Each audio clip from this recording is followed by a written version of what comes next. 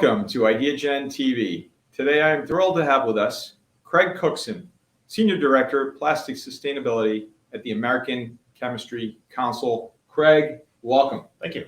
So great to have you on Ideagen TV here today.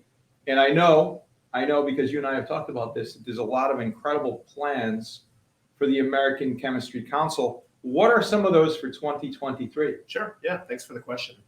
So back in 2018, we as the plastics makers at the American Chemistry Council, our members, committed that by 2040, 100% of plastics packaging would be reused, recycled, or recovered.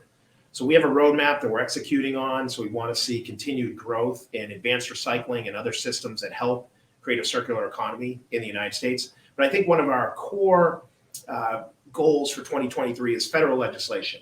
I mean, success really depends on the right regulations, the right policies. And we have we call 5 actions for sustainable change. And it really is a plan that, number one, it's about innovation in America, right? Let's continue to manufacture plastics and other products that are key to the economy here in the US. But we have to do a better job of recycling and recovering those products and ending plastic waste after they've been used. And so our plan really helps create a circular economy here in the US and end plastic waste. You know what? The circular economy, that's incredibly exciting. And before that we get into more detail on that, I'd love to hear from you a little bit about what inspired you to enter and pursue a career in sustainability. And ultimately, how did you get involved with the American Chemistry Council? Yeah, it's a good question because I actually kind of fell into it.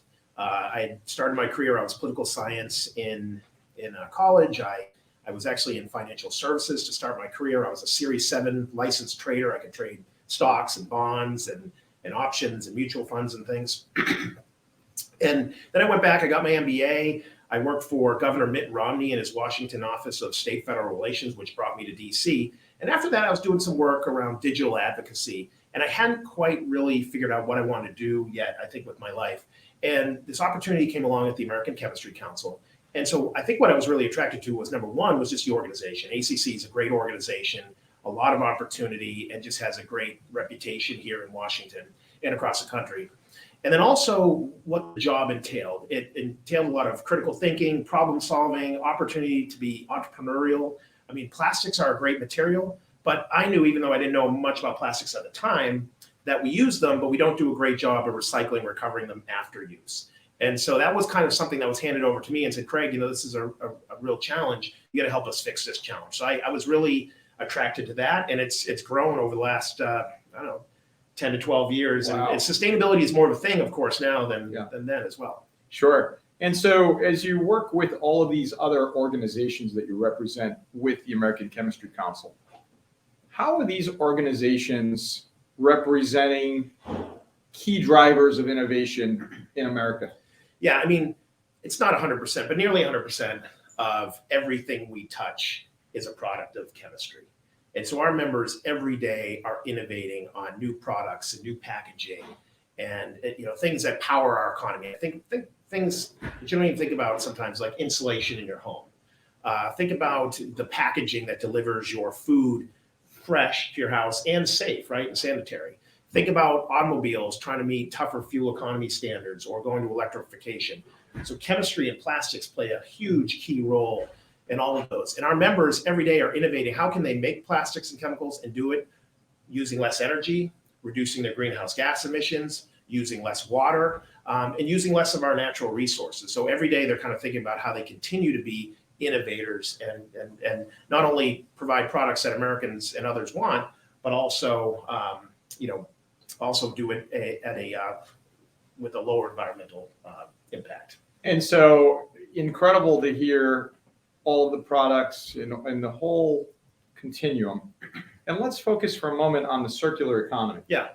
So for our global audience, the millions of people that are watching this program on Ideagen TV, what is the circular economy and how is it related to your work directly at the American Chemistry Council? Yeah.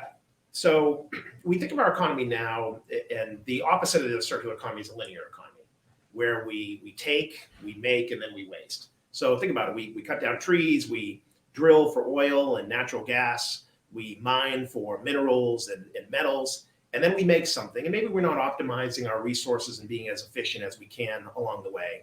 And after we've used those materials, we, for lack of better words, we dig a hole in the ground and dump this stuff in, cover it with dirt, it's a landfill, and then we go back and we kind of do the same thing. So a circular economy is, number one, how can we do everything? How can we better optimize our resources? So we're using less energy, we're conserving water, we're reducing our greenhouse gas emissions. And then after we've used these products, how do we recycle and recover them so we get them back into our economy again, instead of wasting them and taking a new virgin natural resource?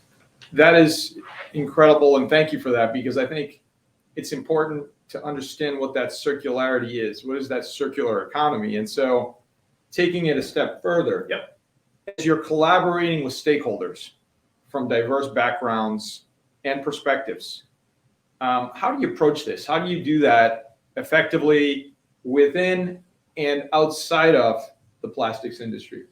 Yeah, so I think one of the things I think that really I learned when I worked for Governor Mitt Romney was we were down in the I was in his Office of State Federal Relations, which is in a building in Washington, D.C. called the Hall of the States. And the Hall of the States represents essentially all 50 governors there with the National Governors Association. And so you have an opportunity to work with folks from all different from all across the country, both Republicans and Democrats, on issues that are important to governors. Additionally, Governor Romney was a Republican in a state where all the federal offices, the senators and the folks in Congress, were Democrats. So we had to learn how do we be bipartisan and work on issues that directly impact Massachusetts together. So I think that's an approach that we take at the American Chemistry Council, is having bipartisan solutions. I think we all want to end plastic waste. We all want to see lower greenhouse gas emissions. We all want to see using less energy and conserving water. But sometimes, however, we don't always agree with others. There are different material groups, right? That are there's paper and aluminum and glass, and oftentimes these materials compete in the marketplace. But we approach it honestly and agree on issues where we can, and agree to disagree when we can't. But I think we approach every issue with that degree of how can we find some areas to agree on. I think that's an important part of success here in Washington. It sure is, and you've shown that in your career. We've had a front row seat to that, and you're a statesman in that sense. You're able to communicate across sectors, across the partisan divide. And so I'd like to follow that up with challenges. Yep. So in these efforts to promote and scale up circularity, what have been those challenges? Yeah, I think one of the greatest challenges is how do you, in some ways, disrupt or innovate upon a very entrenched system? Right. Right now we have a recycling system that came together around a small basket of materials. Your glass bottles, your plastic bottles, your aluminum and steel cans, your newspaper back when people read a lot more of the newspaper. Remember the size of the Sunday newspaper? And so how do you innovate on that system when we've seen, number one, plastics become a material that was barely part of the waste stream in the 1980s and now is 15, 20% of the waste stream today. Additionally, a lot of plastics have moved to flexible packaging. We see the old bulky laundry detergent bottle that's become a resealable pouch. We see the old jar of nuts has now become a resealable pouch filled with nuts or snack mix. And so how does the system adapt to changing materials in the waste stream is a big challenge. I think one of the other key challenges is essentially we have a really decentralized waste and recycling system here in the United States, not just from the federal government to the states, but the states and all the local communities. And so what we like to say, it's a little bit of hyperbole, but that there's essentially 9,000 communities doing 9,000 different things here in the United States. So to give you a bit of an example, it's a PET water bottle. So in one community, they might be calling it a number one, because that's the resin code that's on here. Mm-hmm. And another community, they might be saying, this is recycle your PET bottles. Mm-hmm. And in a third community, they might be saying, recycle your beverage bottles. And so that adds a lot of confusion for consumers, especially when we have a population that's moving to different jurisdictions. And so there's a confused public. So how can we do a better job of creating some standardization and uniformity across the United States? And I can see that as when you're speaking to regulations across the United States, that's what you're speaking to, right? Yeah. Yeah. And that's where the bipartisanship kicks in, right? Yep. Because everyone has a vested interest in this. I think I think we all want to recycle more is a real bipartisan goal of everybody. And so innovation. Yeah. You're all about innovation. You pointed out all the different packaging materials in all the ways the American Chemistry Council and your members are helping to drive the innovation. And so what role do you see innovation playing, Craig, in advancing sustainability in your industry? Yep. And how do you encourage and support innovation daily in your work? Sure. So taking the first part of it, our members are innovating every day. I mean, just kind of step back next time you're food shopping and look in the area where the meats are, the chicken, the pork, beef, and look at the flexible packaging and think about how that packaging, and that packaging might be 4, 5, 6 different layers that you don't see: an oxygen barrier, a ultraviolet light barrier, that keep the contents fresh. Food waste is one of the biggest contributors to greenhouse gas emissions globally.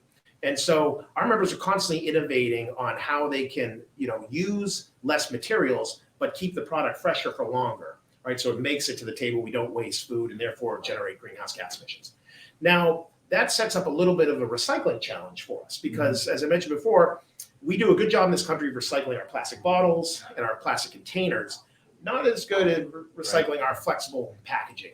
So our members are innovating on what technologies, and we call the technologies advanced recycling, that can take these plastics, different mixes of plastics, whether it's your flexible pouches, it's your tubes with hand cream, it's your small plastics that wrappers and wrappers around candy bars and granola bars.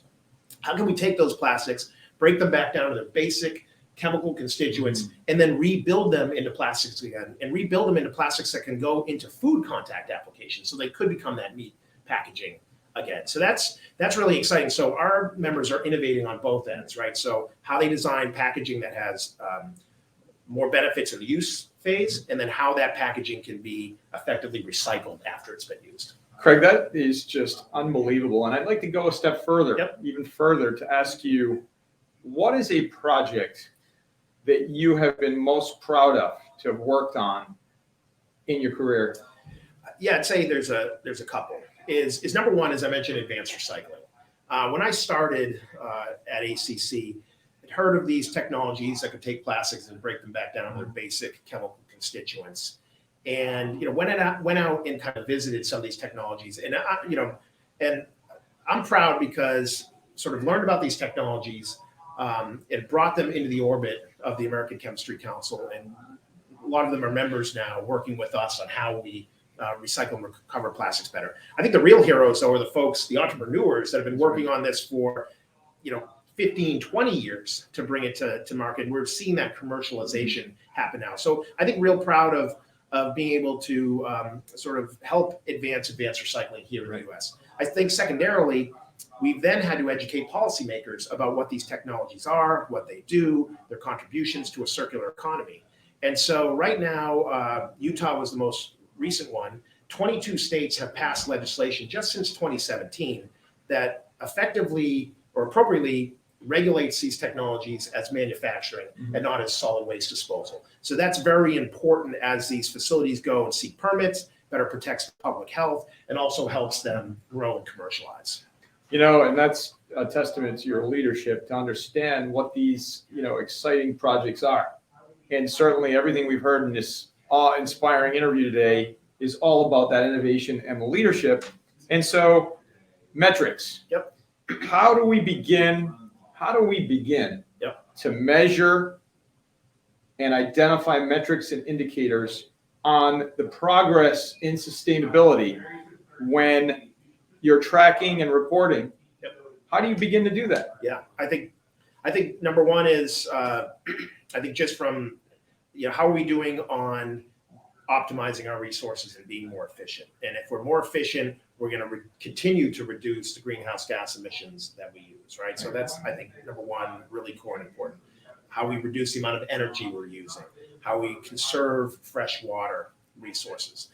And then after use, how are we doing? I mean, just a basic way of measurement is how are we doing from a recycling rate based on our recycling rate of, are we taking this? Are we getting into the bin? Is it getting recycled and turning into a new product again? And are we spreading that to other types of plastics? So do we have not only more types, but greater amounts of plastics being recycled?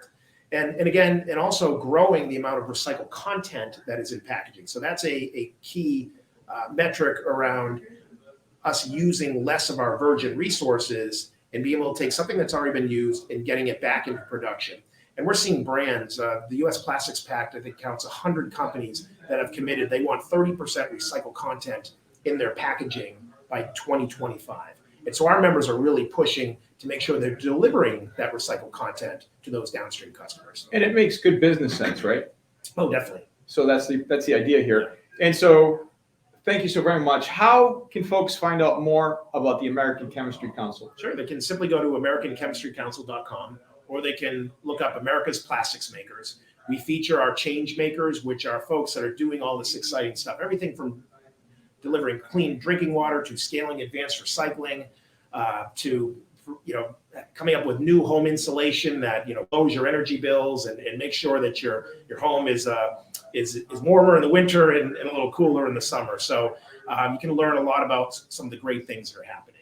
Craig Cookson, American Chemistry Council leader, changing the world, sustainability leader. You are making a big impact on this country and across the planet. Thank you so very much. I appreciate that. Thank you. Thank you, Craig. All right. Thank you.